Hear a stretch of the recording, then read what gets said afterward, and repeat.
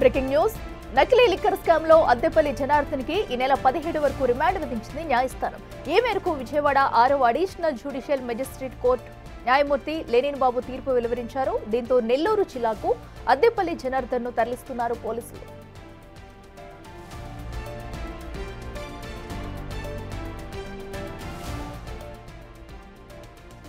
నకిలీ మద్యం కేసులో జనార్దన్ రిమాండ్ రిపోర్టులో పలు కీలక అంశాలు ప్రస్తావించారు పోలీసులు. హైదరాబాద్ నిజాంపేటలో నకిలీ మద్యం తయారు చేసినట్లుగా జనార్దన్ వెల్లడించారని ప్రస్తావించారు పోలీసులు. 35 లీటర్ల ప్లాస్టిక్ డబ్బాలో నకిలీ ఇన్వాయిస్లతో ఇబ్రహీంపట్నానికి కల్తీ మద్యం పంపేవాడనని జనార్దన్ పోలీసుల ఎదుట ఒప్పుకున్నారు. ఫినాయిల్ స్టిక్కర్ వేసి మరీ ఆర్టీసీ కొరియర్ ద్వారా కల్తీ మద్యం రవాణా చేసేవాడని చెప్పాడు. ఇక 2012 నుంచి లిక్కర్ వ్యాపారంలో ఉన్నానని జనార్దన్ చెప్పినట్లుగా రిమాండ్ రిపోర్టులో ప్రస్తావించారు పోలీసులు.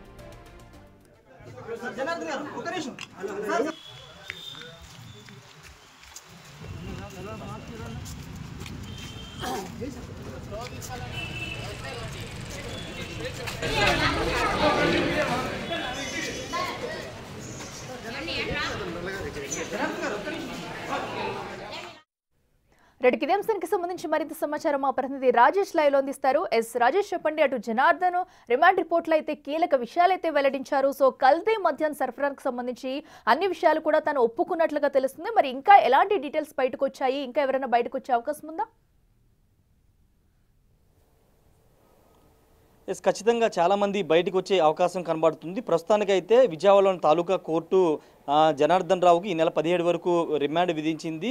నెల్లూరు జైలుకి అయితే ప్రస్తుతం జనార్దన్ రావును తరలిస్తున్నారు. అయితే ఇక్కడ రిమాండ్ రిపోర్టుకు సంబంధించినటువంటి విషయంలో కొన్ని సంచలన విషయాలు వెలుగులోకి వచ్చాయి. జనార్దన్ రావు అసలు లిక్కర్ వ్యాపారాన్ని ఎప్పుడు ప్రారంభించారు, కల్తీ లిక్కర్ ఎప్పుడు తయారు చేశారు, ఎక్కడ విక్రయించారు, తర్వాత జయచంద్రారెడ్డితో ఎలా పరిచయం అయింది, జయచంద్రారెడ్డి ములకల చెరువులో కానీ ఇబ్రహీంపట్నంలో ఏ విధంగా కల్తీ మద్యాన్ని విక్రయించి తయారు చేశారు అనే అంశాన్ని రిమాండ్ రిపోర్ట్లో పెట్టడం జరిగింది. 2012 అంటే 13 సంవత్సరాల ముందు 2012లో మొదటిసారిగా లిక్కర్ వ్యాపారాన్ని అద్దెపల్లి జనార్దన్ రావు ప్రారంభించారు. ఇబ్రహీంపట్నంలో ఏఎన్ఆర్ బార్ని ప్రారంభించి అప్పుడు లిక్కర్ వ్యాపారం ప్రారంభించారు. అయితే వ్యాపారం బాగా సాగుతున్న సమయంలోనే అక్కడ national highway extension, road extension కారణంగా ఏఎన్ఆర్ బార్ని తొలగించి వేరే ప్రాంతంలో పెట్టడం వల్ల నష్టాలు చవిచూసి రావడంతో 2021 వరకు ఇబ్బందులు ఎదుర్కొన్నారు. కరోనా ఇబ్బందులు కూడా ఆయన ఫేస్ చేస్తారు. అప్పుడే ఆ ఇబ్బందులు పడుతున్న సమయంలోనే 2021లోనే కల్తీ అంటే నకిలీ మద్యాన్ని తయారు చేయాలని అనుకున్న పనిలో భాగంగా హైదరాబాద్లోని నిజాంపేటలో ఒక ఇంటిని అద్దెకి తీసుకుని నకిలీ మద్యాన్ని తయారు చేశారు. తయారు చేసినటువంటి మద్యాన్ని ఆంధ్రప్రదేశ్ అంటే అప్పుడు ఉమ్మడి ఆంధ్రప్రదేశ్లోని ఇబ్రహీంపట్నంలో తన ఏఎన్ఆర్ బారుకు తరలించడానికి ఒక కొత్త వ్యూహాన్ని అనుసరించారు.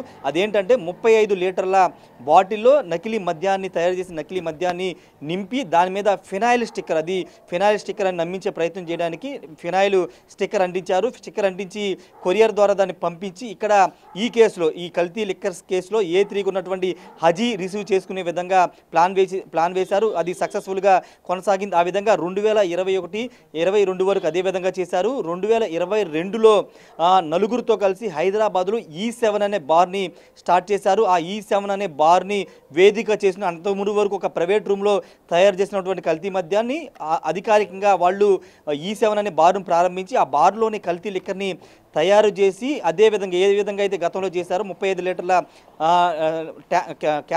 ట్యాంకుల్లో దాంట్లో నింపి అదేవిధంగా ఫెలైన్ స్టిక్కర్లు అంటించి వాటిని ఆంధ్రప్రదేశ్లోని ఇబ్రహీంపట్నంకి తరలించి ఏఎన్ఆర్ బార్లో దాన్ని 1 లీటర్ బాటిల్ చొప్పున లీజుకి విక్రయించేవాళ్ళు. ఈ వ్యాపారం బాగా సాగుతుంది. దాదాపు ఒక్కొక్క బాటిల్ మీద 40 రూపాయలు సంపాదిస్తున్నారు. అయితే 2023 గోవాకు వెళ్ళినప్పుడు నలుగురు స్నేహితులతో గోవాకు వెళ్ళినప్పుడు అక్కడ బాలాజీ అనే వ్యక్తి, ఈ కేసులో A3గా ఉన్నటువంటి బాలాజీ అనే వ్యక్తి పరిచయం అయ్యారు. బాలాజీ అప్పుడు పరిచయం అయిన తర్వాత ఇద్దరు కూడా కొన్ని రోజులు సన్నిహితంగా ఉన్నారు. అయితే అప్పుడు ఆంధ్రప్రదేశ్లో 2023లో ప్రభుత్వమే వైన్ షాపులు నిర్వహిస్తున్న సమయంలో ఆంధ్రప్రదేశ్లో బ్రాండెడ్ లిక్కర్ బాటిల్స్ దొరకట్లేదనే కారణంతో చాలామంది గోవాకి వెళ్ళి అక్కడ లిక్కర్ బాటిల్ కొనుగోలు చేసుకుంటున్నటువంటి నేపథ్యం. దానిలో భాగంగానే కల్తీ బ్రాండెడ్ బాటిల్ ఇక్కడి నుంచే తయారు చేద్దామని బాలాజీ చెప్పడంతో ఆ వ్యూహం చేశారు. తర్వాత 2023 ఏప్రిల్ నుండి ఇక్కడ ఏఎన్ఆర్ బార్లోనే కల్తీ మద్యం వ్యాపారాన్ని జనార్దన్ రావు ప్రారంభించారు. తర్వాత ఏఎన్ఆర్ బార్ వేదికగానే దీన్ని స్టార్ట్ చేసినటువంటి పరిస్థితి. అయితే జయచంద్రారెడ్డి తంబాలపల్లి ఇన్ఛార్జిగా ఉన్నటువంటి జయచంద్రారెడ్డితో స్నేహం కారణంగా అక్కడ ఉన్నటువంటి సురేందర్ నాయుడు, రాజేష్లతో పరిచయం చెప్పడం, వాళ్ళు 2024లో కూటమి ప్రభుత్వం వచ్చిన తర్వాత ప్రైవేటు మద్యం షాపులను కొనుగోలు చేశారు. అయితే వాళ్ళకి మద్యం వ్యాపారంలో అంతగా తెలియకపోవడంతో కొంత నష్టం చవిచూడడంతో వాటి పర్యవేక్షణ బాధ్యత అద్దెపల్లి జనార్దన్ రావు తీసుకుని మొలకల చెరువు వేదికగా కల్తీ మద్యాన్ని తయారు చేయడం, ఆ మద్యాన్ని ఇబ్రహీంపట్నం తీసుకురావడం జరిగిందని రిమాండ్ రిపోర్ట్లో చెప్పడం జరిగింది. ఆ విషయాలన్నీ కూడా చెప్పడంతో రిమాండ్ రిపోర్ట్లో అంశాలను పెట్టారు. అయితే ఇప్పుడు ఈ కేసుకు సంబంధించినటువంటి మొలకల చెరువు అదేవిధంగా ఇబ్రహీంపట్నంలో ఈ మొత్తం కూడా బయటికి రావడంతో ఆ సమయంలో జయచంద్ర రెడ్డితో కలిసి ఆ అద్దెపల్లి జనార్దన్ రావు సౌత్ ఆఫ్రికాలో ఉన్నారు. విషయం తెలియడంతో వాస్తవంగా ఈ నెల 5వ తేదీన రావాల్సిన వ్యక్తి నిన్న వచ్చి పోలీసులు అదుపులో తీసుకున్న పరిస్థితి. ఏదైనప్పటికీ ఈ స్కామ్కు సంబంధించిన మొత్తం వివరాలన్నీ కూడా అద్దెపల్లి జనార్దన్ పోలీసుల ముందు పోసగుచ్చినట్టు వివరించారు. ఎప్పుడు అసలు వ్యాపారాన్ని ప్రారంభించారు, ఎప్పుడు కల్తీ మద్యం స్టార్ట్ చేశాము, మొలకల చెరువులు ఎప్పుడు స్టార్ట్ చేశాము, ఇబ్రహీంపట్నం ఎప్పుడు స్టార్ట్ చేశాము, దీన్ని ఏ విధంగా సహకరించారు, ఏ విధంగా విక్రయించామనే అంశాలను కూడా చాలా స్పష్టంగా చెప్పడం జరిగింది. ఏఎన్ఆర్ బారు వేదికగానే నకిలీ కల్తీ మద్యం అనేది విక్రయాలు ప్రారంభించారు. అయితే 2024 ఎన్నికల ఒక 6 నెలలు మాత్రం గ్యాప్ ఇచ్చినటువంటి పరిస్థితి ఉంది. ప్రస్తుతానికైతే అద్దెపల్లి జనార్దన్ అయితే నెల్లూరు జైలుకి అయితే తరలిస్తున్నారు.